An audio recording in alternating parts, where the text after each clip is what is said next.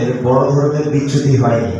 সেটা যখন আন্দোলন চলছিল তখনও কোনো ধরনের বড় ধরনের দুর্ঘটনা বা এই ধরনের কিছু ঘটেনি, এবং এই দিন পার হওয়ার পর কিছু কিছু বিচ্ছিন্ন ঘটনা ঘটলেও বড় ধরনের কোনো এই ঘটনাগুলো ঘটেনি।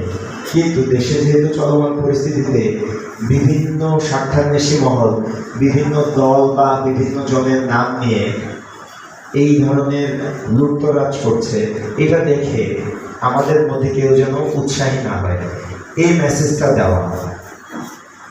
আপনারা জানেন, যারা এই আমাদের এই আন্দোলনের সময় বিভিন্ন ধরনের হত্যাযজ্ঞ কিংবা অন্যায় অবিচারের সাথে লিপ্ত ছিল, আপনারা জানেন যে অন্তর্বর্তীকালীন সরকার গঠিত হয়েছে। অন্তর্বর্তীকালীন সরকারের প্রধান উপদেষ্টা, মাননীয় প্রধান উপদেষ্টা এই বিষয়ে সরাসরি আমাদেরকে দেশবাসীর উদ্দেশ্যে জানিয়েছেন, প্রথমে বিশৃঙ্খলা বন্ধ করতে হবে, দ্বিতীয় যে এই যে অবিচার বা অন্যায় হয়েছে এগুলো নিরপেক্ষ বিচার হবে। এই বিচারগুলো যদি আমরা পাই, এই বিশৃঙ্খলা করলে এই বিশৃঙ্খলাগুলো তো বিচারের আওতায় চলে আসতে পারে ভবিষ্যতে। আমরা যেন সেই সুযোগ না করে দিই।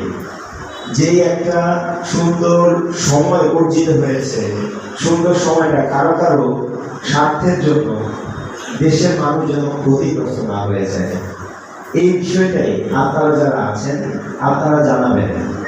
আপনারা অবশ্যই আমাদের